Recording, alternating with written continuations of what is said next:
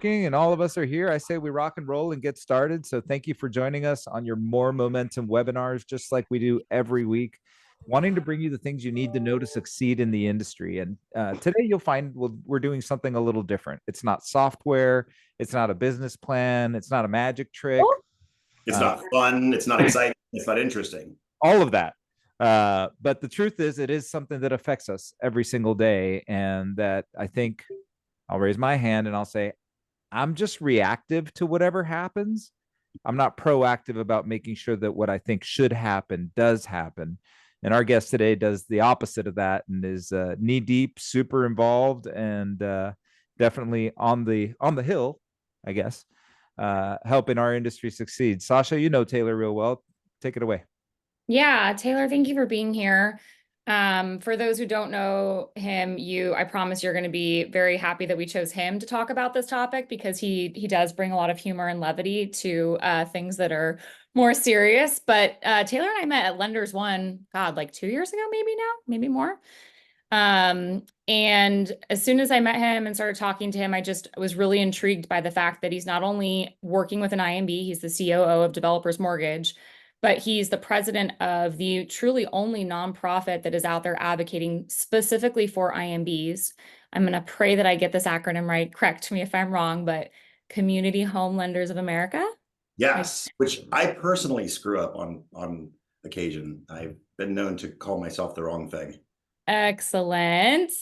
And then also like just randomly owns a tech company in the background. So we might ask you some wild card questions on that as well. But I think it's just nice to have somebody in the industry that's so well-rounded. And, you've been a loan officer, you manage day-to-day operations of what everyone on this call is going through in this market. But then you also have this like really unique perspective and passion around advocating for the things that impact IMBs, whether you're a leader or whether you're an LO on the ground just trying to get loans in the door. There are things that matter that impact. And I know they're not the sexiest topics, but they're important topics for us to chat about and make sure that we understand the impact, not just to ourselves in those roles, but also to the consumers. So super excited to have you. Thank you for being here. So I like to say that they are CHLA, is that it? Rolls right off the tongue. Yeah, CHLA. I like to say that they are sexy topics, that I put the sexy in advocacy. Like I said, and it starts. Yeah. So I mean, let's just back up for a second and talk about just like where we are today as an industry, as originators, and myself as a regional, you as a COO. Like we've always been therapists, but today I feel like we're really dealing with, and we talked a little bit about it at Momentum Builder. There is some actual mental health issues that we're dealing with. People are depressed, people have anxiety, people have financial stress they haven't had in years. Like there's all these real challenges. And on top of that, Taylor, then we've got credit report changes at the beginning of the year. That was fun. Yeah. Guideline changes every day. And not to mention we're in an election year. So there's a lot of pressure. And we're all still waiting for May 10th of 2023 for rates to get better. So I have that picture on my cell phone. I saved it. I saved that pic. I know exactly what you're talking about, Gino. That was pretty funny.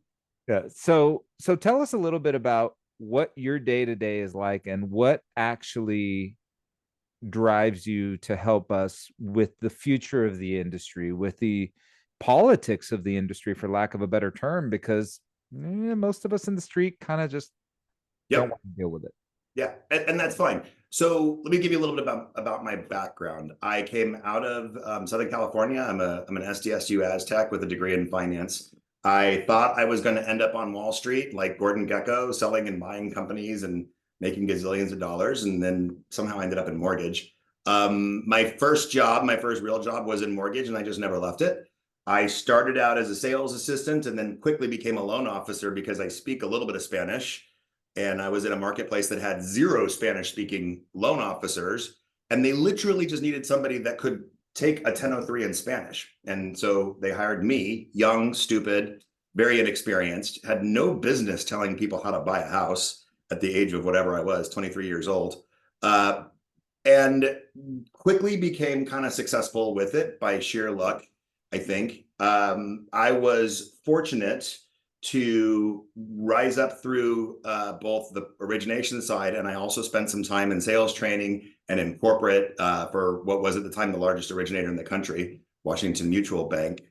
Quickly, I found myself on the East Coast, and I worked in New Jersey and then in New York City, and I managed in New York City. So I got to kind of play on both sides of the coast with lots of different products. And I found success very early in my career. So fast forward, that was 2000. Starting 1997, 2000, I went through the ups and the downs and the sideways. And I am intimately familiar with the emotional component of our business and the therapy side of our business. Having gone through this already one other time, I was a daily therapist.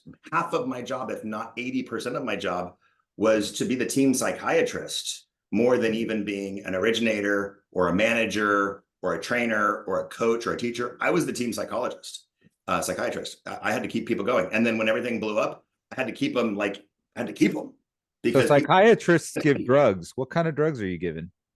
a lot of coffee, a lot of coffee, a lot of coffee. So what I learned along the way, and Sasha, I want to correct you. I wasn't a loan officer. I am a loan officer. I take loan applications today. I have borrowers. I do it on purpose. I don't do it to make a living. I do it so that I never lose touch with the street, so that I know what my loan officers and my clients are experiencing firsthand, not second or third or fourth or fifth. I know what technology when it breaks, when it doesn't work. I know when the services side of our business isn't doing what it's supposed to do. And I know intimately what our customers go through, what our loan officers go through, what our branch managers go through, our processors go through, because I do it myself. I will never lose touch with that. And it gives me an opportunity to speak with a sense of authority when I speak to senators and congressmen and bureaucrats and directors and presidents of agencies. And I sit there and I say to them in a room full of people that have either never originated a loan or haven't done it in so long that they're not familiar with it, that I'm the only originator in the room. And this is how it actually works. This is how the policies that you're thinking about passing right now, right this minute, this is how it's going to impact your constituents, your stakeholders. This is what will actually happen when you do this with a FICO score, do this with a credit report, do this other thing with a VOE, do this other thing with product structure or rate pricing. And that's the other reason I stay in the origination side, is because it gives me a sense of authority as an actual practitioner when I go and try to advocate for our borrowers, for our loan officers, for our lenders, that make sure that we have access to capital to provide. Awesome. I mean, I've done similar. I still take initial intake calls from my borrowers from my database, but I hand them off because then I become completely unavailable and I can't serve them well. But I do like that first conversation with the consumer, because you're right, it does give us special clarity as to how do my consumers feel, right? Like I always say, you could look at a number on an unemployment report that doesn't tell you what's happening today. That tells you what's happened 4 months ago. So only the conversations with our consumers tell us how the consumer feels today.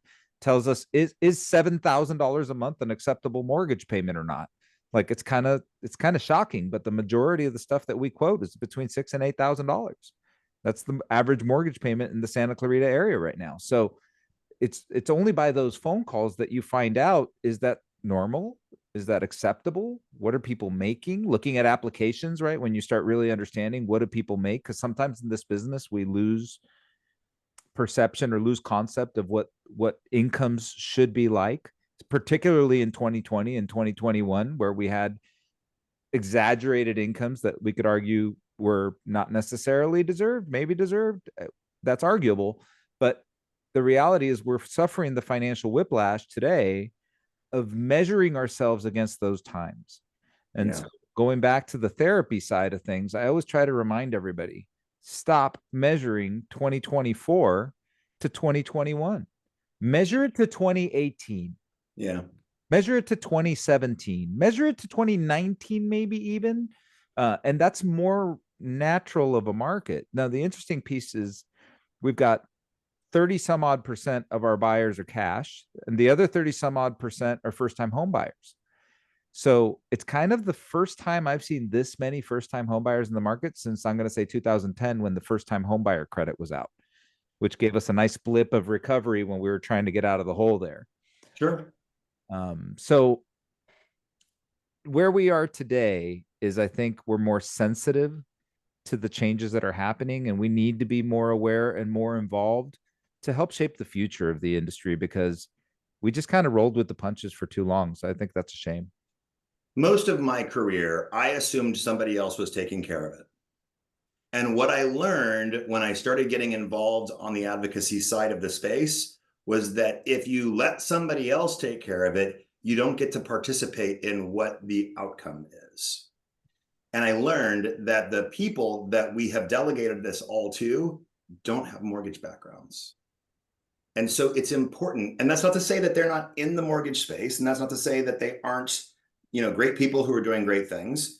But it is unbelievably important to have originators and I'll say loan officers participating in the advocacy side of the spectrum, because we're the ones that actually talk to the borrowers. We're the ones that sit down with, mom and dad at the dining room table and talk about how we're going to create a budget so that they can actually buy their first home, so that they can raise their 2 kids in a house instead of in a condo or apartment or whatever the thing is. And the policymakers and the regulators and the elected politicians need to understand directly from the first source of data, which is us. And so I became more and more intrigued and involved when I started to realize just how big of an absence the voice of the loan officer actually is in the policy-making space, in the regulatory space, and how important it is.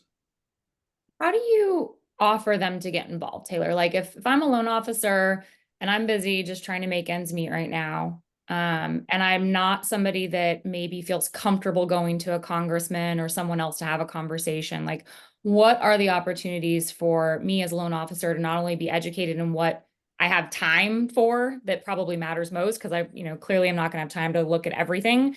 And then like, who can I partner with? Who can I talk to? How can they be involved without necessarily having to do it at the level you do? Yeah, and that's a great question. And that's something that I've been struggling with, because I've been encouraging people to get involved. And the more I encourage, the more I see that there just aren't enough ways for them to get involved. Historically, our trade associations and our structure has either been local.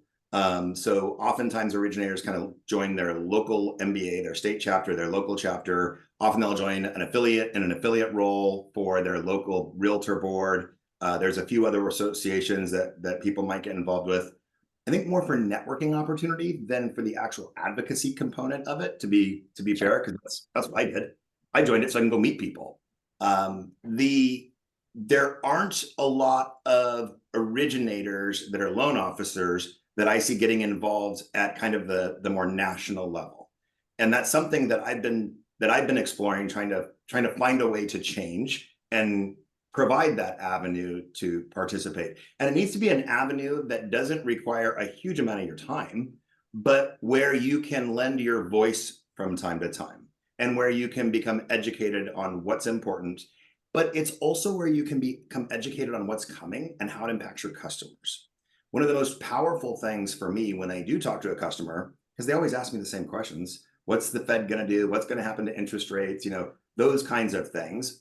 And as you get involved with some of these advocacy components, even if you're just listening in and reading the occasional newsletter or participating on an occasional call or webinar, you start to understand how the policy has been created and why. And when you get that, then you can answer questions like, what were they talking about when they talked about the State of the Union? They're going to do title, and there's no title. Where there's no title? Like, there's all these big picture questions that most people don't know how to answer. So I go to my chiropractor and he gives my back an adjustment, and he's like, so I heard you guys don't need title insurance anymore. And I'm like, well, Joe, that's not exactly right. Let me help you understand what it is. And now I'm the expert, right? If I can answer that question eloquently, I'm the expert. And now I know that everybody he has that needs to get a mortgage, they're calling me. Now I don't want to take all those phone calls because I have other loan officers that'll do it for me, like you, Gino. but it puts me as an expert in my field, in my space, amongst my kind of sphere of influence. That's how you drive a retail relationship built business. It's not by having the best interest rate. It's by positioning yourself as an authority that people can trust and count on. Because if you know the rules around why Congress is talking about title insurance and FICO and credit reports, then you're probably somebody that I can trust to also tell me what decision to make about this $800,000 house that I want to buy. I like how you spun that around, by the way, into a sales pitch as to why you should be involved, not just how to get involved. That was very, very well played. So you and I both just came from. Makes a lot of sense. It makes a lot of sense because, you know, it's not always, you never know who's going to ask you a question. And today everybody's bullshit meters on super high. And so the minute you start just trying to wing something, you're in trouble. You're in serious trouble. You got to either know your shit or say, hey, you know what? I don't know. I haven't heard that. Let me find out. In fact, I'll tell you, we got an email last week from a consumer who's, I don't know what they're thinking, but they were like, hey, I heard mortgage reform is coming. Does that mean my mortgage will get forgiven, like student loans? Like, no, keep dreaming. Good luck with that. But listen, consumers ask things. They're reading the news. They're reading the headlines. They're not even reading everything. They're just reading the headlines. And so you got to be careful with what's out there. And we have to be in the know to be able to defend ourselves out there against bad information. And listen, if you want to be in the know, if you want to get referrals from realtors, you need to be in the know. What I've found is that every realtor I talk to is looking for information about what's happening with the commission lawsuits. They don't know. They don't fully have it wrapped up in a package and a bow on it. And it's an opportunity for a well-versed, spoken, articulate originator to have a real conversation with realtors about what is happening in their world from our perspective, how it's going to impact financing from our perspective, what to do with VA buyers from our perspective. And also, this is what I see that you need to be aware of. You know, it used to be that we would teach our loan officers, and by the way, Sasha, you're 100% right. I'm a salesman through and through. No matter what happens, I sell. I can't help myself. But, you know, when I got in the business, they said, learn your products and programs. If you can articulate your products and programs, then you can sell, you can go out and you can help create transactions, buyers, and so forth and so on. I don't think that's enough anymore. I think that we have incredibly well-educated consumers with access to data anytime they want it. Sometimes they're more educated than we are on what we can do. So just knowing your products and programs isn't enough. Understanding policy and why things are the way they are and what's going to happen next, that's where you become a master's degree in mortgage, not just a bachelor's degree in mortgage. That's where you become a subject matter expert and you can advise everybody. And it's not that difficult to do. These concepts are not crazy. They're not that hard to conquer. And it's a great way to stand out amongst all of your peers. Now, obviously, you have your own organization. So I'm going to ask you a little bit more about that and what exactly the goals of that organization are. Sure. What are you trying to achieve through that organization? You know, like I said, I paid my dues to CAMP and a couple other organizations every year and hope that people that are part of that organization do things on my behalf. Every once in a while, I'll know somebody that's on the board of those things. Bill Dallas was very involved with those things. So sure. I always counted on Bill to do things on my behalf. And then I always counted on Fred Arnold to do things on my behalf. And, you know, I just figured I had friends in the business that were doing it, but shame on me. I wanted to be more involved. I should have been more involved, and I have the opportunity to do that today. So what exactly does your group do for us, and how can we get involved with that? Well, it's an interesting question, Gino, because I do it for you. You're one of my members. See? There you go. I didn't sign up individually by myself. I didn't have to go take that action. Nope, it was done for you. Your organization is a member organization of CHLA and has been for a little while. Here's what we do, and this is where my focus is. So the CHLA is a nonprofit, as Sasha mentioned. It's a trade association. We principally represent independent mortgage bankers. We have affiliate members in other parts of the mortgage space, but our primary constituency is independent mortgage bankers. We're the only organization that solely represents independent mortgage bankers. The the advocacy space is interesting for all the reasons we just said. One of our guiding lights is to also represent consumers. And if you ever hear me speak, or if you see Scott Olson and hear some of the things we say and some of the things we write, we constantly say that we represent IMBs and the consumers that they serve. Because we fundamentally believe that as long as our policies and our positions are tracking what's best for the borrower, it's got to be best for the IMB. And when I say IMB, I mean everybody in that IMB, including the loan officers that are writing those deals. If I'm not driving forward policies and positions that support your borrowers, then I'm not supporting you. And that is our goal. So we focus a lot. We try to pick our positions, and we try to pick on consumer benefit policies or push back against things that detract from the consumer experience. And we do that so that we ensure my fundamental belief, and you know, not everybody will agree with me, but my fundamental belief for quite some time has been that the democratization of mortgage is better for consumers everywhere. The more participants there are, the more options there are, the more choices there are, consumers and therefore local loan officers can participate in the business model. And I've always believed that when everything consolidates to just a handful of choices, suddenly the consumers have fewer options, the loan officers have fewer options, everybody has fewer options. So one of the things we try to drive is the democratization of the entire business. And that is pushing for policies that ensure there's a lot of access to capital, ensuring that everybody can access product from Fannie Mae and Freddie Mac, ensuring that everybody can take advantage of the programs that are securitized by Ginnie Mae, FHA loans, VA loans, USDA loans. We work hard to support anything that we see that opens up the marketplace. And we think those are things that are good for loan officers and originators and IMBs.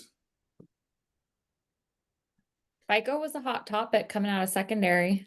Yes, it was. Real hot topic. You wanna Okay, comment on that one? I'm going to tell you what I don't know. Okay. Well, The issue continues to be that the agencies, TransUnion, Equifax, and Experian, say, hey, we raised credit score prices $4.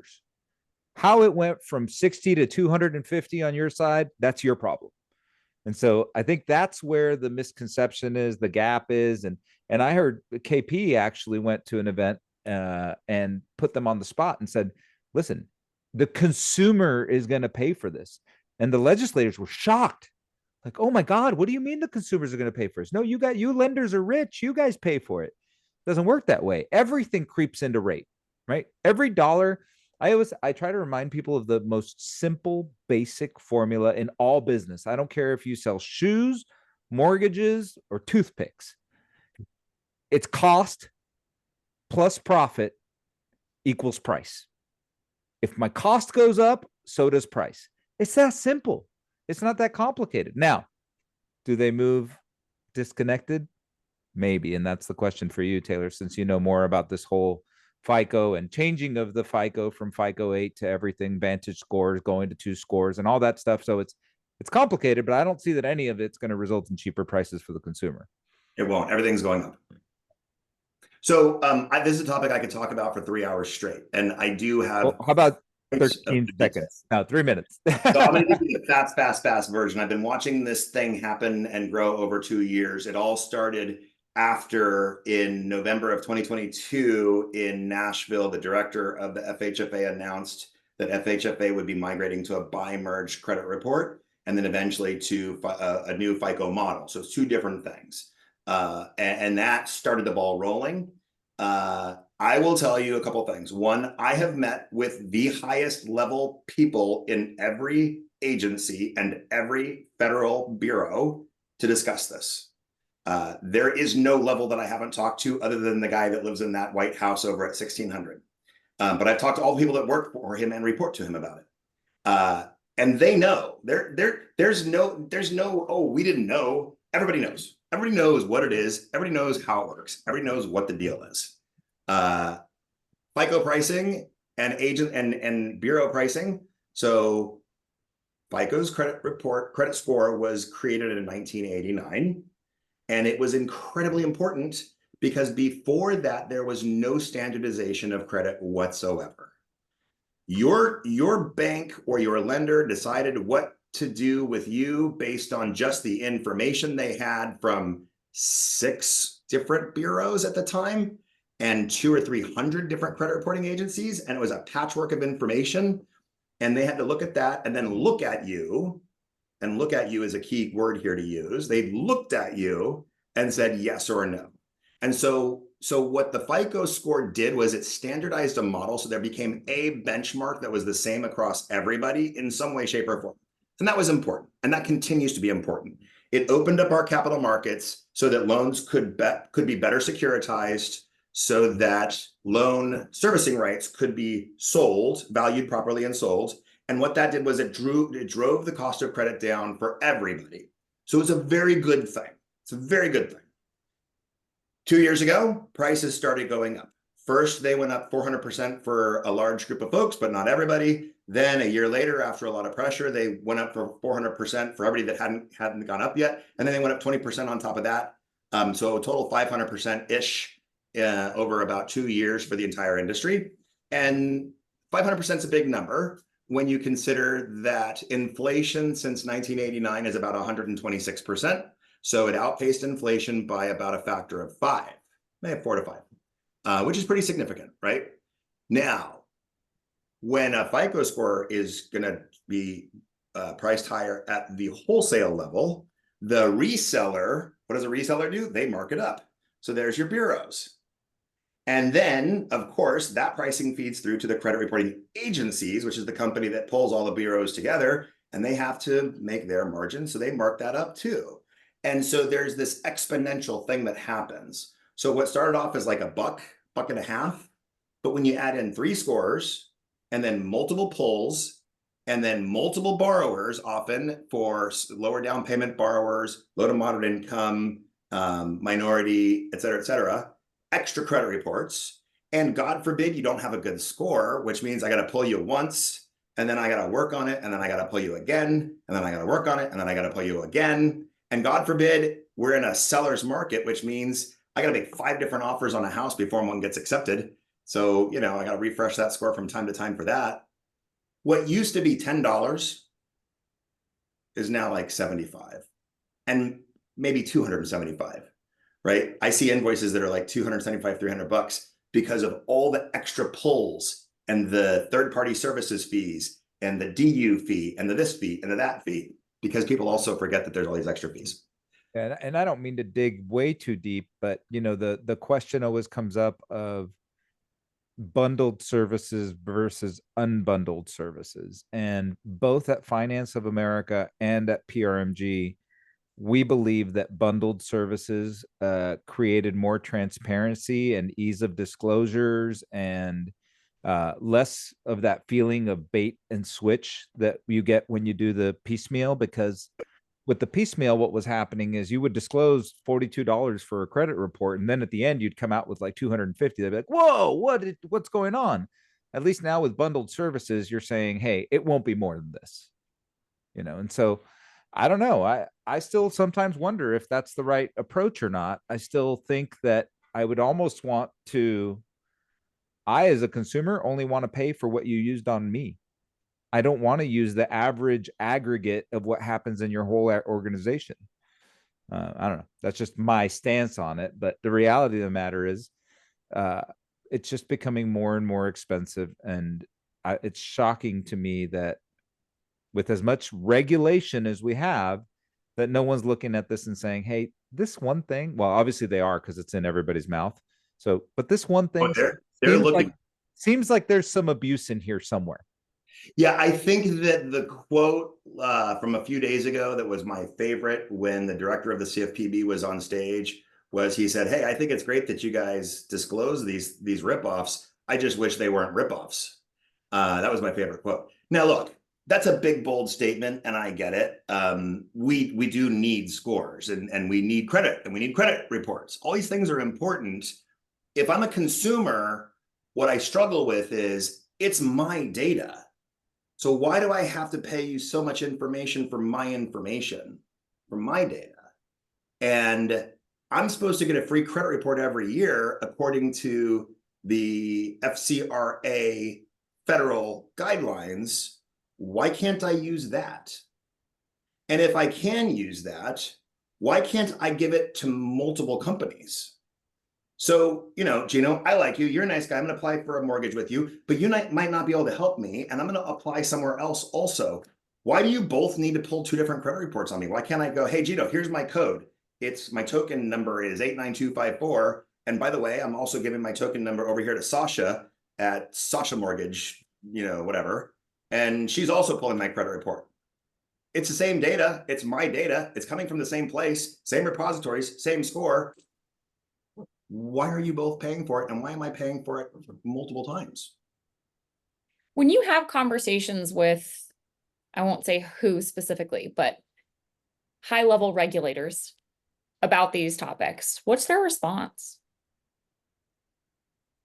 I think that some of them, so what's interesting to me is that they are often restricted by the law. And we all forget that there is statute in place that everybody has to adhere to, right? So it's easy for the whole world to say, hey, something's good or something's bad, or this is a great idea or that's a bad idea. Congress decided 30 years ago what the rules were. We have to figure out how to navigate those rules according to what Congress determined and what was signed into law. So the Fair Credit Reporting Act, it is not like, hey, we don't really like this piece of paper anymore, we're going to go do a new thing.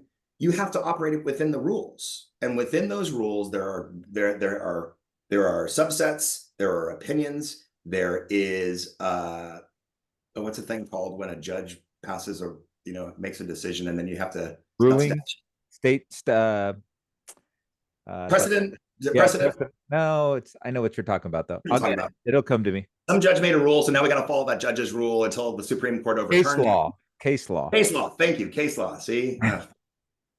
So when I talk to elected representatives, when I talk to appointed bureaucrats, when I talk to regulators, oftentimes they're trying to navigate through not whether or not something's a good idea, but how to effectuate change and how to do it so it's not overturned in the sixth court of appeals by somebody that's going to sue them, and how it's not going to be overturned by SCOTUS, so Supreme Court, SCOTUS, when somebody else sues them, which we just saw that come to fruition in Texas, right, where payday lenders didn't like being fined by the CFPB. And so they went all the way to the Supreme Court to try and say that the CFPB was unconstitutional. And there was a lot of stuff got stopped along the way.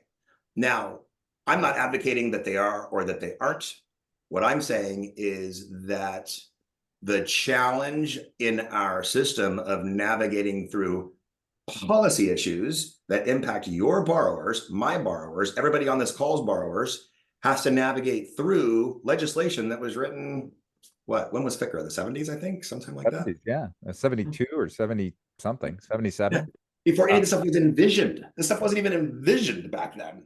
Yeah, and I mean, and obviously the technology portion wasn't taken into consideration. Like if you had to think about back then, like, paper letters and stuff being and microfiches and things of that nature.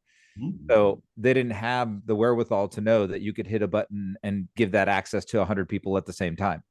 So right now, one of the big questions is the word report is used in FICRA. And so you have to look at the word in the context of the word report for what a credit report is, right? So there's a little bit of a question mark. Okay, what is a report under FICRA? Is that only your credit data? Does that include your work history data? Now, that's a good question, but one thing I want to bring up that's always been a hot spot for me as it relates to credit reports is we have purposely been legislating scores higher over the last decade. Okay. And the reason I say that is because you can no longer have judgments on your credit report. Man, if you had a judgment on your credit report, you were going to lose 100 points 10 years ago. Guaranteed. Sure. You can't have liens on your credit report anymore. We've legislated that away. Oh shit. Now you can't even have medical on your credit report. So as we continue to eliminate the things that can be on that report, we're manipulating the scores of the entire nation higher. Yeah. I don't know who's behind that, but it's something. It's something that's happening, and I wonder where that stops. Maybe we could reduce the weighted average of, your credit card balance could destroy your score by 30%, because you went to 82% utilization instead of 78. It's like, so yeah, look, credit reports, you're right. We could talk about it for 3 hours. It's definitely a complex thing, and we're not going to solve it today. No. Or it doesn't also seem like it's going to be more turbulence before smooth sailing, it sounds like. There's definitely going to be some more turbulence soon. And I hope some of it's good. Some of it might be bad. I don't know. I know that it's a big problem and it's getting bigger. And this isn't about one company. This isn't about one algorithm. This isn't about one bureau. This is about the fact that just things are getting more expensive too fast, fundamentally. And it's hard when things get too expensive too fast. Yeah, I mean, I think, my family's from Argentina, so I understand inflation in a way that most people can't understand inflation. My friends and family live daily with I need to buy as much milk as I can and store it as long as I can, because it'll only be more expensive tomorrow. Yep. Sometimes in the same day. You get price changes in the same day in Argentina. So coming from a world like that, when we start feeling 8 or 9% inflation here and it's absolutely crushing us, I'm like, well, try 900, try 1,000. So one thing that happens is, as business owners, and I'm going to say self-employed business owners always should take some responsibility for this, because we're responsible for inflation sometimes because we're fearful of the cost to replace the product that we sold, because we don't know at what price we're going to be able to get it again. And I think about, in the lending business, we're so focused on cost to produce, right? What's the cost to produce a loan? Well, all our numbers today with the units that we're doing are completely exacerbated. Our cost per unit is way out of line. There's no way that that's a sustainable amount. So how are we going to deal with the inflation that's creeping into our industry via FICO, via VOEs, via G fees, via all these things? How do we deal with it without passing it on to the consumer? I don't see a way where we can't. I think we have to pass it all on to the consumer, and it just creates more inflation at the end of the day. Yeah, it's hard. Inflation, I got my finance degree at SDSU, and I remember my professor, Tony, saying to me one day in class, inflation is too many dollars chasing after not enough goods, too few goods. And so you look at the balance of inflation, and we got two problems. And let's just look at housing. We don't have enough houses, and we have somewhere between 3 and 7 million people that want to buy them and can't find them. So we've got a deficit, and it's a big deficit. And there's lots of inputs, and there's lots of reasons why. And you can place inflation at the top of the list of the problem. Inflation is a weird thing. Most people don't understand how inflation is actually calculated. About 40 to 45% of the number, when we talk about inflation, and it's a number, 40 to 45% of that number is based on what your house would rent for today. Shelter. Yeah. Shelter. So it's not based on how much you pay for your house. It's not based on how much your mortgage payment is based on your 2.5%, screaming great rate from 2021. It's based on, if you left your house and then wanted to move back into it, what you would rent your same house for. And that is a product of where the rental market is. And the rental market is a product of a massive scarcity problem, which drives rents up for what's available. And so when we look at inflationary numbers, it's massively weighted toward the worst scenario rental expense in the marketplace. And that drives inflation. So that's why we have this big inflation number. Yeah, I'll tell you that my favorite saying is, fear of inflation creates inflation. Yeah. It's actually, that from where you live. It's a socioeconomic thing. It's not, it really is something that we created. We created our own fear of it, creates more of it. So it's really hard to turn around the ship. And I know that they're doing everything they can to slow it down. And look, quite frankly, I'm telling you, inflation is cooling. I am a landlord, and for the first time in 15 years, I'm lowering rent. Wow. Okay. I went from $29.50 for a 2-bedroom, 1-bath. I have it rented at $24.50. I have it right now listed at $24.50 and it won't rent. That's a drop. Just brand new unit. That's a drop. That's a Good. huge drop. Not 20%. good for you, but good. No, but 20% drop. And I'm talking about in North Hollywood, right? So LA. This is not like I'm not in some weird Timbuktu thing, you know. No. That depends on whether or not you consider North Hollywood to be normal. Yeah. But it's definitely LA Metro, right? So it's an urban metropolitan area, and I'm giving a real read on what's happening to real rents. So we are seeing that cooling trend in rents only happens once every 20 to 25 years usually. And so what I did a lot of homework, you know, if you ever look at the rent chart, you see that it rises and it rises and it rises. It looks like it never goes down. It just kind of flattens. So the longest it's ever been flat is 10 years.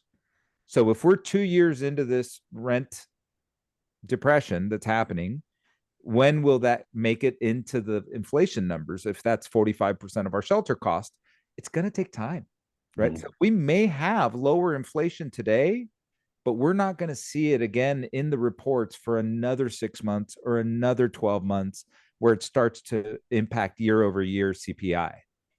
Well, and I'll tell you this, you know, your friend of mine, KP, is the econ guy.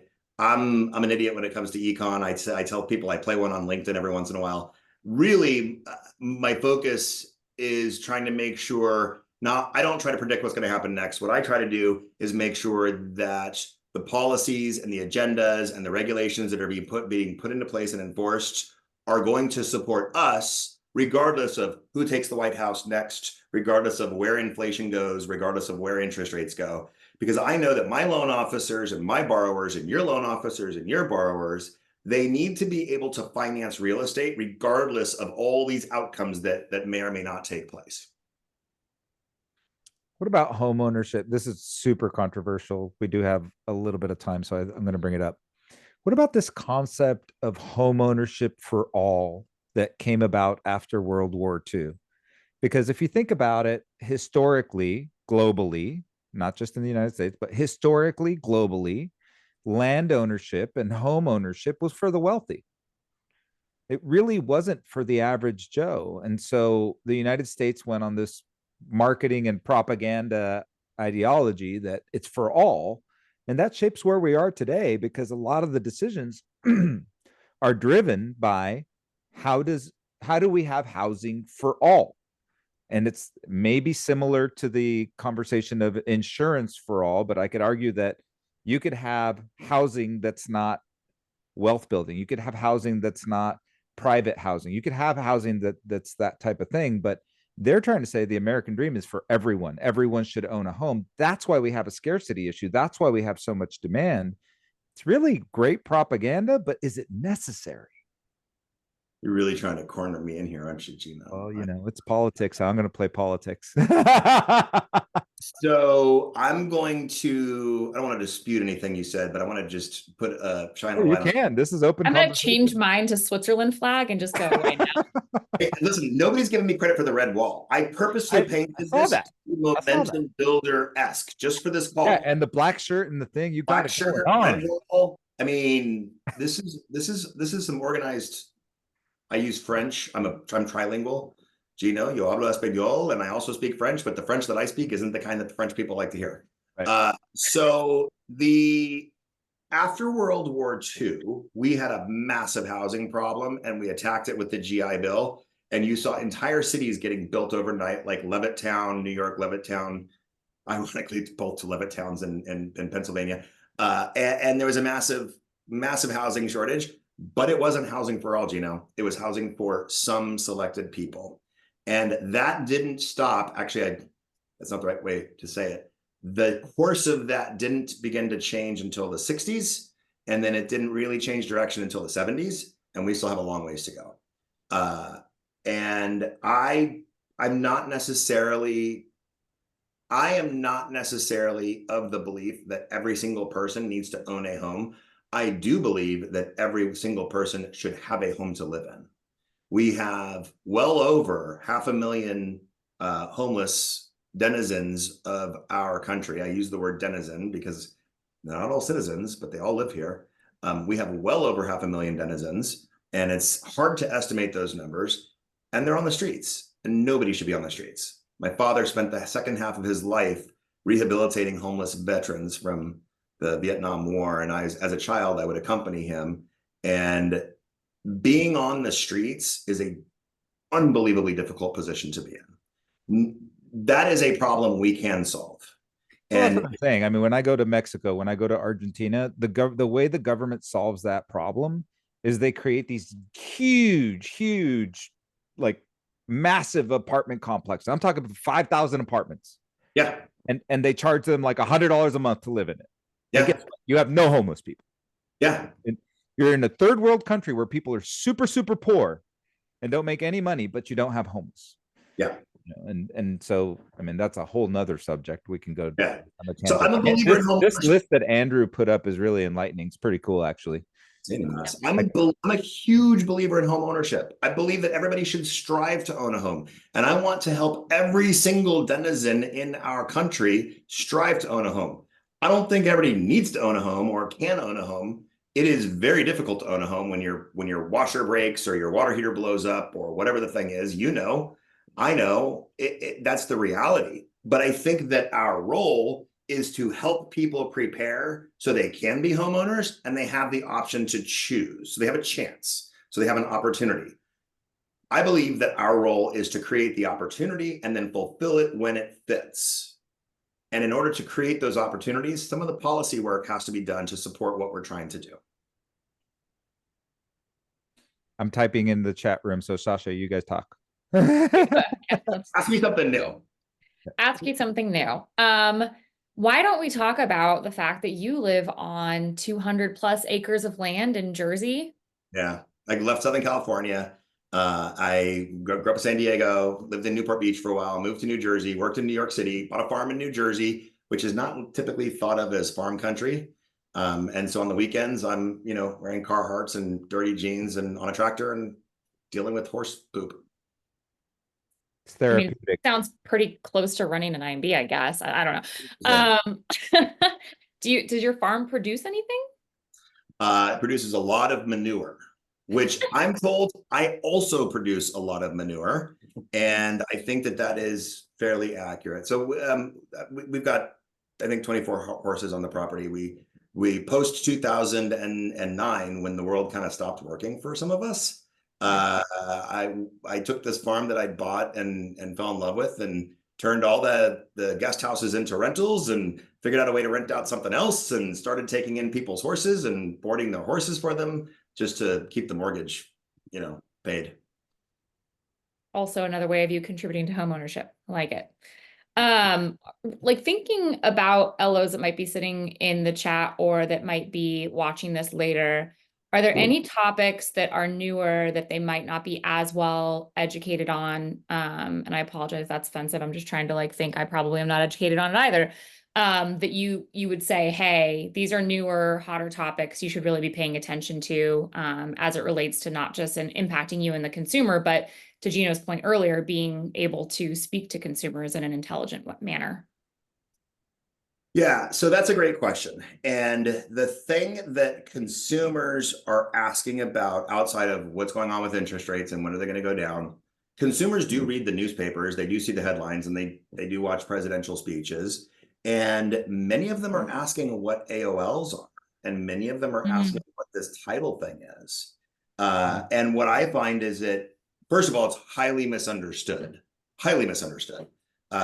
I misunderstood it when I first looked into it 2 years ago.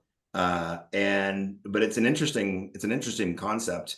So historically, we've required title insurance to do a mortgage, and we insure the title to make sure that the title is clean and that there's no clouds and that lien can be perfected. But there's always been this alternative that nobody really paid attention to, and it's called an attorney opinion letter. And that alternative was widely used in very, very narrow subsets of geography, specifically in Ohio and a little bit in the other parts of the Midwest. It was pretty common. It was just a tiny little number. And what happened was people realized that if they wrapped a life of mortgage insurance policy around an attorney opinion letter, it would operate the same way that a title insurance policy operates. And it could be done for far less money than a title insurance premium on certain kinds of loans. So a cottage industry kind of popped up out of nowhere when folks started figuring this out. And as it turns out, Fannie Mae and Freddie Mac have embraced it as a way to reduce the cost of lending. And so both Fannie and Freddie started off with pilots, and then they formalized them. And right now, right this minute, if the lender that you work with participates in the programs, or if you have access to investors and wholesale outlets that participate in the programs, you can literally do what's called an insured, it has insurance, an insured attorney opinion letter, and do that instead of doing traditional title insurance. And under a lot of circumstances, it'll save the borrower $1,000, $2,000, $3,000. It's not a small, it's a big number. It is a huge number. Particularly on sales, right? I mean, the reality is on a refinance, title policies have always been short form and pretty cheap. It's the purchase stuff that's really expensive. I mean, I see some title policies roll through at like $2,400, and I'm like, that's an awful lot for. I know how many policies we've been involved in, and I've also known over the last 20 years, I've maybe seen one claim, right? And we were doing 350 loans a month, and I've maybe seen one claim. So those insurance companies are doing just fine, let me tell you. Oh, they're doing great. When there is a problem, more often than not, it's covered by the E&O or covered by the CPL than the actual title insurance itself. Because more often than not, the claim itself is related to the settlement process, not whether or not the property has clean title. So we all kind of just, in our heads, we bundle everything together and call it title, but it's lots of different pieces. And what I would suggest, or what I have advocated for, I leaned into the insured AOL concept because I think it's a way we can reduce costs across the board for borrowers and everybody else. And I'm a big proponent of it. And I know there's a lot of people that criticize me for that and don't really care. Yeah, look, I mean, if it gives us the protection we need as lenders and servicers, and it gives us the data that we need, because really what title was all about is being able to amass the data necessary to see if anybody else lays claim to my property. Yeah. So it's just a data aggregator, and then to ensure it, to make sure that to say, yes, the data is accurate and we're going to defend the data. So like I said, I think when you look at some of these, and I'm a free market guy, like, so I think what this will do is it'll put pressure on the insurance agencies to lower the cost of insurance to make it more equivalent. And listen, the attorneys, I assure you, are going to raise the cost of the attorney opinion letter, and eventually we will have a nice balanced market. That's capitalism, right? Eventually it fixes capitalism. That's competition. That's good. Yeah. We want competition. Yeah. So I think that's healthy. So I'm not frowning on you for pushing the AOL thing. I'm going to look it up tonight and start doing my homework. I'm learning all this stuff that I should be involved in. Can we, I know we posted it earlier, but Sonia, can you post the website to the organization again, to Taylor's organization, please, so that people can click on it and see a little more about it?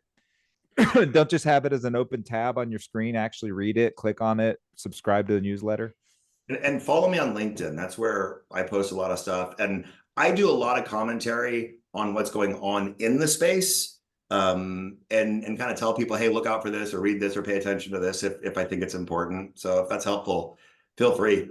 So some of you on the call may have a situation like mine. I actually have the ear of a member of the House of Representatives. Good. I need to talk to that guy. Can I get you to do some work for us? 100%, because I don't know what to tell him. Maybe I could bitch and complain about something, but I don't know what to tell him. But he lives 4 doors down. So yeah, absolutely. Yeah. So one of the things we try to share a beer together. Good. One of the things we try to do. So we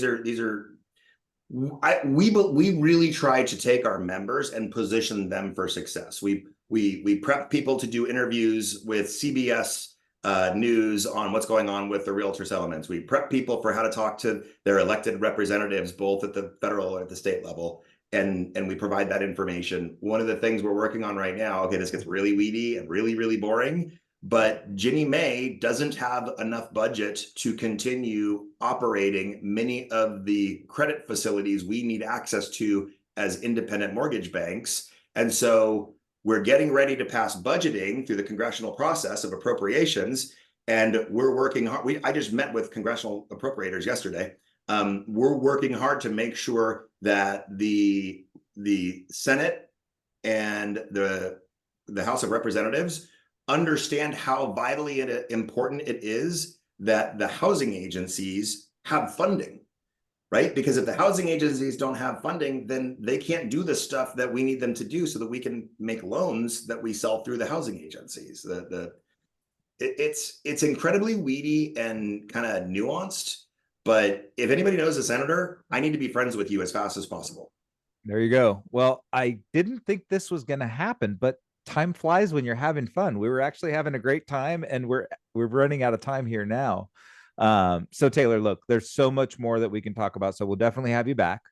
Thank you. It's not all FICO, inflation, and that kind of information. I'd love to hear a little bit more about your mortgage practice too, and how you've really been, besides the sales side, like how does this really help your team really succeed? And we have a little bit of housekeeping. I'd love to pull up some of those slides. Want to make sure that everybody knows what's coming up next week. Maybe Sonia went to the bathroom. I'm coming. All right, Roland Cochran and Sean Herrero. Getting these two guys together to talk about personal brand is super important. I know that personal brand is something that's cliche a little bit over the last few years, but in the world of social media, these two guys have made a splash by showing you how they live, who they are, and just being themselves. And, you know, like I said earlier about the bullshit meter being on high, if you're authentic, and Gary Brecka and all these guys talk about it too, if you're authentic and you're real, the people that like you will be attracted to you. So I can't wait for next week to watch that one. I'm going to have to watch it recorded because I'm not around. And then Mastermind Summit, encouraging everybody to go. After Momentum Builder, you know, we did great. And then you get momentum and you're doing all these things. And then we had Modern Mortgage Summit, and that kept us going.